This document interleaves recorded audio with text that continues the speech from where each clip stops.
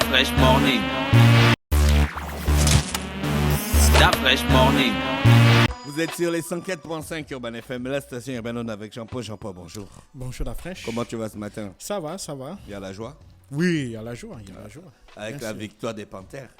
Oui, bon, maintenant il faut maintenant qu'ils se préparent Ouais, sérieusement ça, c'est le futur. pour la Là, on pour la célèbre compétition. d'abord la victoire. Oui, c'est très bien, c'est très bien. Surtout, on craignait que en cas de défaite ou de match nul, on soit obligé d'attendre le dernier match pour évidemment être sûr d'être qualifié. Là, c'est bon, on a frappé, on Voilà, s'assoit. donc voilà, on s'assoit. Maintenant, reste à voir comment est-ce que les choses vont se faire, comment est-ce que la fédération va préparer cette CAN, parce que c'est pour dans quelques semaines, hein, c'est Ouais, plus ouais. loin. Donc, voilà. D'accord. Jean-Paul, alors, l'actualité internationale. Eh bien, nous allons nous intéresser à Israël, parce qu'il faut savoir que mardi dernier, Israël a organisé de nouvelles élections législatives. Hein. Il faut savoir que en décembre dernier, la coalition qui est toujours au pouvoir entre le Likoud, le parti de Benjamin Netanyahu, et le parti bleu-blanc de Benny Gantz, eh ben, ce dernier avait voté en quelque sorte une motion de censure qui avait été déposée par le chef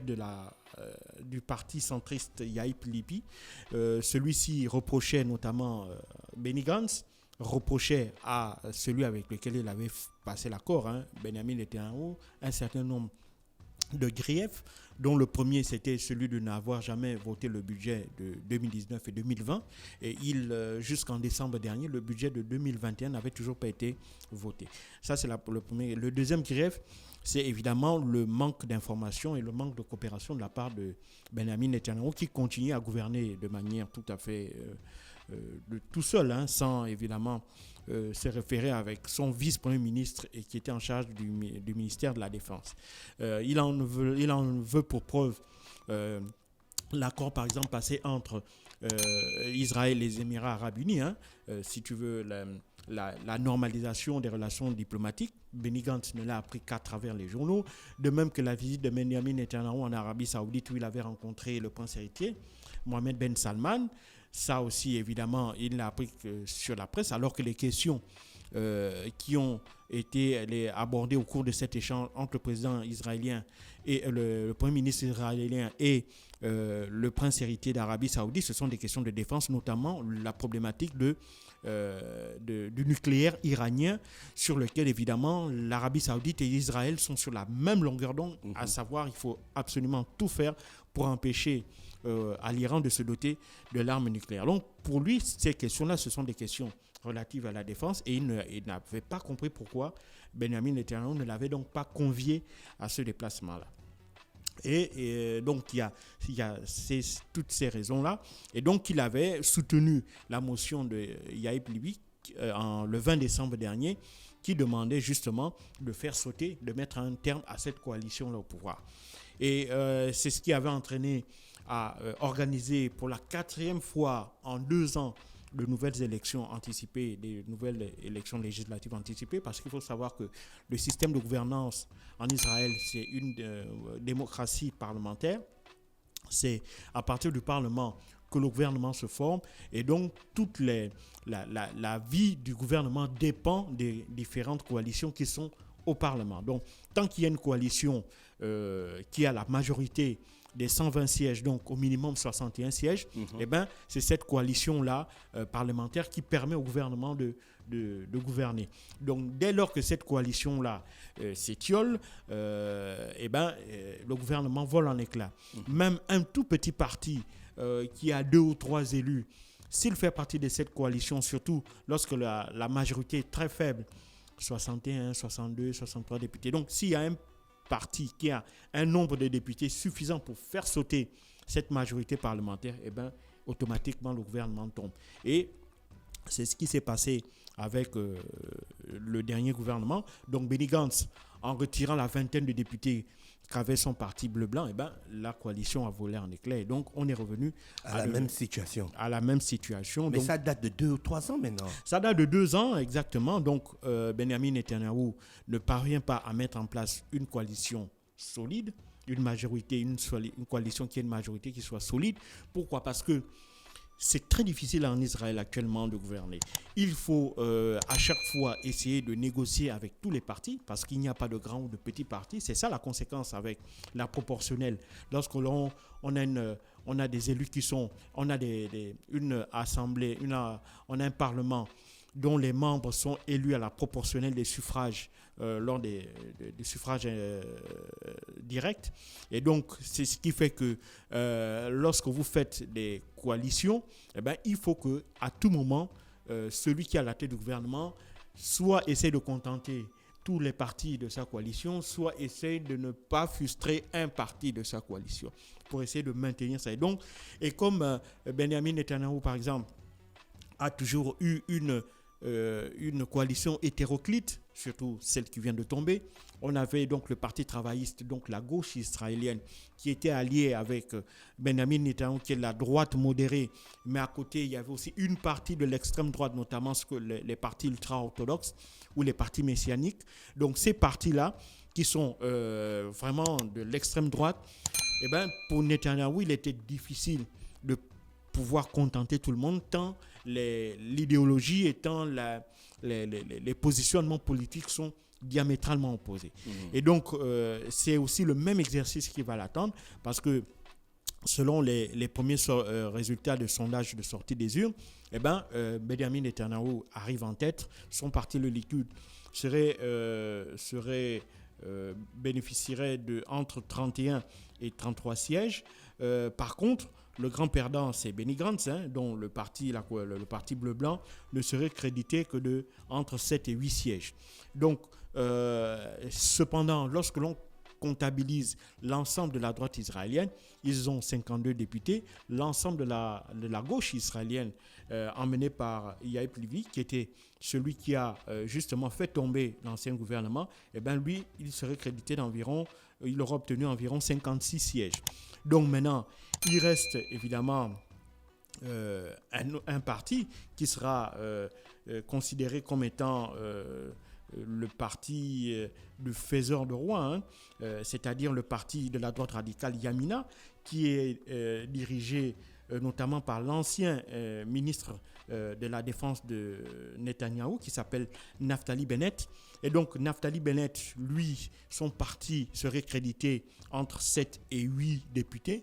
Et donc, si Naftali Bennett accepte de rentrer dans la coalition de Benjamin Netanyahou, eh ben, il y aurait de très fortes chances que celui-ci donc conserve son poste de Premier ministre à la tête, son poste de Premier ministre et de chef de gouvernement d'Israël.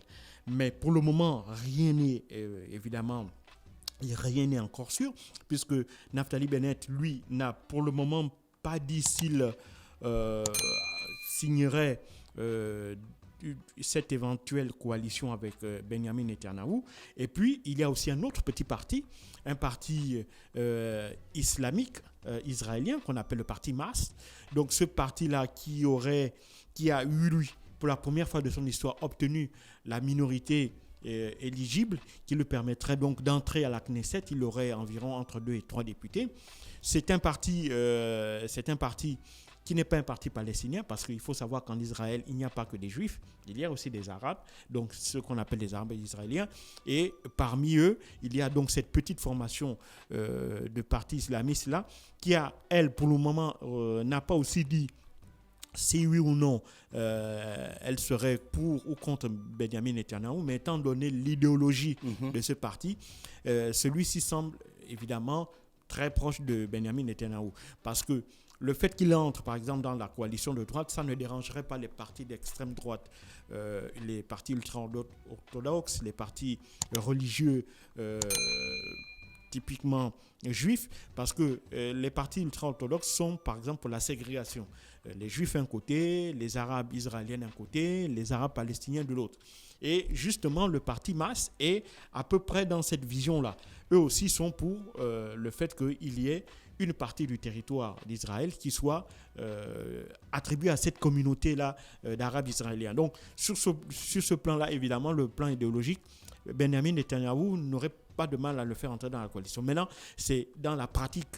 S'il doit leur faire la promesse de leur permettre d'accéder à une certaine zone dans laquelle qu'ils soient attribués à leur communauté, eh bien là, la difficulté, ce serait de savoir de quelle zone il s'agit.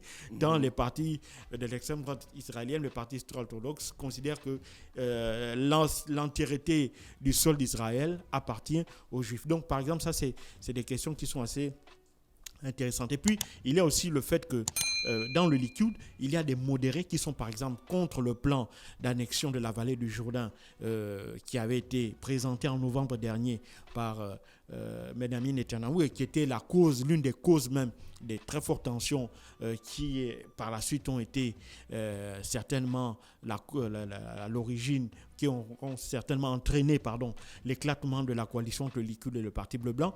C'est justement cette question de l'annexion de la vallée du Jourdain. Il faut savoir que dans les accords d'Oslo de 1992, cette partie de la Cisjordanie était administrée par l'autorité palestinienne et devait donc normalement, en toute logique, faire partie du giron palestinien, parce qu'il faut savoir que les accords d'Oslo étaient ceux qui avaient permis de mettre en place une idée selon laquelle il fallait un État israélien et un État palestinien qui devaient vivre côte à côte. Et donc, cette partie de la vallée du Jourdain était normalement proposée pour les Palestiniens. Mais depuis le retour aux affaires de Benjamin Netanyahou, poussé en cela par l'extrême droite israélienne, eh bien, il n'a cessé, depuis le départ, de revenir sur cette partie de l'accord d'Oslo. Et puis, il faut déjà savoir que l'accord d'Oslo était totalement mort même depuis 2016 avec l'arrivée de Donald Trump ne reconnaissant pas la légalité de cet accord-là. Et donc, il en a profité pour multiplier les projets de colonisation, de construction dans cette zone-là. Et après, il a donc décidé tout simplement d'annexer, donc de prendre cette partie de la vallée du Jourdain et de l'attribuer du côté israélien pour évidemment faire plaisir à l'extrême droite israélienne. Donc tout ça, évidemment, il faudra qu'il tienne. C'est tout ça qui a créé des tensions, qui a fait éclater le gouvernement, qui a fait voler en éclat la coalition au niveau du Parlement israélien. Et maintenant, on va voir ce qui va être très intéressant. C'est à partir de ce soir, avec les résultats finaux qui vont permettre de déterminer exactement, en fonction de chaque parti, le nombre de sièges qui lui a été attribué. Et puis, Benjamin Netanyahou aura un mois.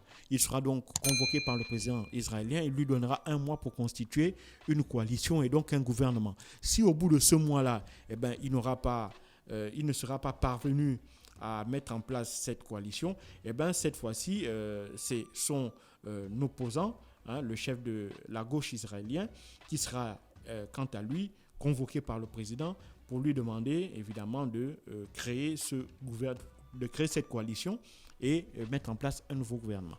Maintenant, si toujours, dans ce cas-là, un accord n'est toujours pas possible, eh ben, c'est l'accord qui avait mis en place le gouvernement qui vient de voler en éclats, qui risque d'être appliqué, à savoir qu'un espèce de turnover entre Benjamin Netanyahou et Benny Gantz. Mais ça, évidemment, je ne pense pas que ça soit plausible, étant donné la nouvelle configuration qu'aura la Knesset. Et cette nouvelle configuration-là ne pourra pas accepter de faire appliquer cet accord-là. Donc, on n'est pas encore dans l'impasse, mais disons que on est vraiment dans le flou.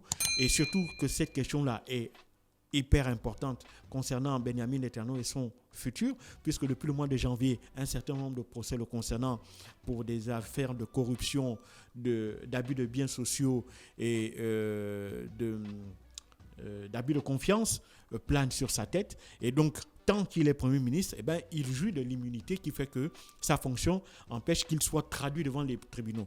Et donc, pour lui, il faut qu'il reste Premier ministre le plus longtemps possible. Et c'est l'autre cheval de bataille qui est le sien, parce qu'il sait qu'une fois, s'il quitte la fonction de Premier ministre, immédiatement, eh ben, ses affaires judiciaires prendront suite et il sera immédiatement traduit devant les tribunaux avec un risque vraiment sérieux de se retrouver derrière les barreaux. Merci Jean-Paul qui revenait donc sur la situation politique en Israël ce matin sur les 104.5 Urban FM, la station urbaine dans le Da Fresh Morning. On reste connecté, on se retrouve juste dans quelques minutes.